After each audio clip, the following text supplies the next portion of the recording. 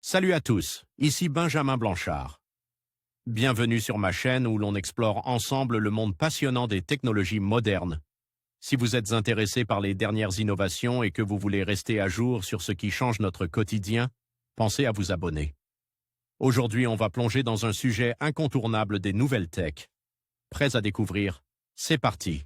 Bonjour à tous. Dans cette vidéo, je vais aborder un sujet qui a suscité beaucoup d'intérêt et de débats, le partage des données. Des utilisateurs de Facebook avec des chercheurs dans le contexte de la pandémie de coronavirus. Je vais vous expliquer comment ces données sont utilisées pour mieux comprendre la propagation du virus et ses impacts sur la société. Nous verrons également les implications éthiques de cette pratique et ce que cela signifie pour notre vie privée. Restez avec moi pour découvrir tous les details.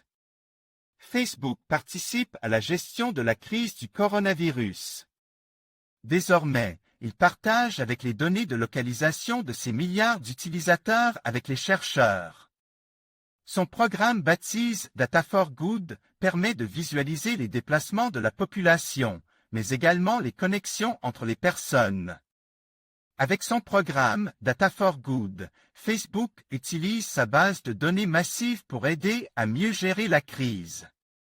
Le réseau social propose 3 outils différents pour analyser l'effet des mesures de confinement et le risque de propagation du virus. Semblable aux outils offerts par Google, Facebook analyse les déplacements de ses milliards d'utilisateurs afin de déterminer les distances parcourues et ainsi juger de l'efficacité des différentes mesures de confinement. Le résultat est affiché sous forme de graphique du nombre de visites dans chaque quartier. Le réseau social crée également des cartes de colocalisation qui révèlent la probabilité de contact entre les personnes dans différentes zones. De plus, Facebook utilise les liens d'amitié entre les utilisateurs pour analyser les connexions entre les zones géographiques. En sélectionnant un lieu en particulier, par exemple un foyer de épidémie, la carte affiche le niveau de connexion avec le reste du pays ou du monde. Cela permet en outre d'estimer les lieux les plus à risque de devenir des foyers secondaires. Voici la carte des connexions entre les utilisateurs Facebook des East Village, de New York et du reste des États-Unis. Facebook, un sondage pour suivre l'évolution du virus. Le réseau social s'associe également à des équipes de chercheurs à travers le monde. Il travaille notamment avec l'Université Carnegie Mellon aux États-Unis pour suivre l'évolution des symptômes dans le pays. Grâce à ce partenariat, Facebook invitera les utilisateurs américains à répondre à un sondage concernant leurs symptômes. Il devrait permettre de suivre la progression de l'épidémie, mais aussi d'aider à prévoir la fin du confinement. Toutes les données sont anonymisées et compilées de manière à protéger la vie privée. Facebook assure que les différents outils permettent aux chercheurs de suivre les tendances générales de la population au niveau d'une ville ou d'une région, mais pas d'identifier les individus. Article de Fabrice Auclair publié le 30 avril 2020 dans 131 pays. Google a décidé de lever le secret sur les données de géolocalisation. Pour que les scientifiques et les gouvernements puissent suivre l'épidémie de coronavirus et constater l'efficacité du confinement. À l'instar des Orange, en France, et d'autres opérateurs à travers la planète, Google peut suivre à la trace ses millions, voire milliards d'utilisateurs. Comment? Tout simplement grâce à la puce GPS de leur smartphone, liée à l'utilisation de Google Maps, son application de géolocalisation. Un tracking qui devient aujourd'hui un outil essentiel pour les chercheurs, les médecins et les scientifiques pendant cette crise du coronavirus, et Google a annoncé qu'il avait décidé de partager les données de ses utilisateurs dans 131 pays et cela représente des milliards de smartphones.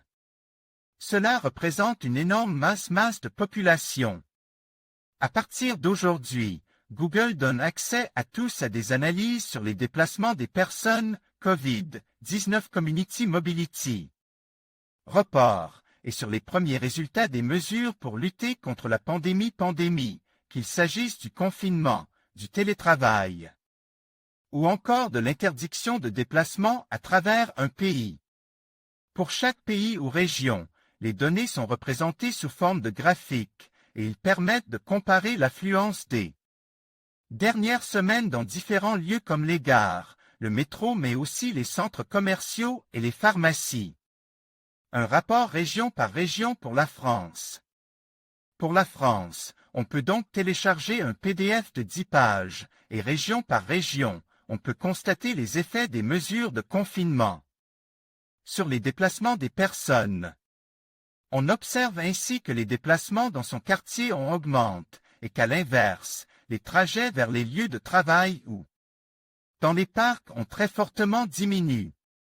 Aux scientifiques et au gouvernement d'en tirer des conclusions et de corréler ces données brutes aux chiffres d'infection au coronavirus dans ces mêmes régions.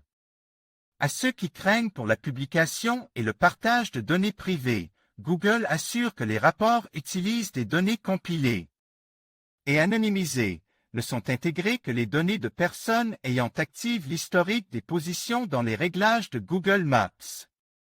Si vous ne souhaitez pas que Google intègre vos déplacements, accédez à la page Google, Mon activité, puis cliquez ensuite sur Commande relative à l'activité et désactivez les options Activités sur le web et les applications et Historique des positions. Quelle région respecte le mieux le confinement? Quelles sont les nouvelles habitudes de la population? Tout est visible grâce aux données de localisation.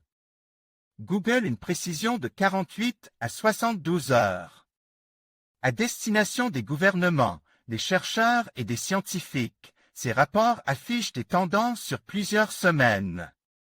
Avec des données les plus récentes collectées dans les 48 à 72 heures.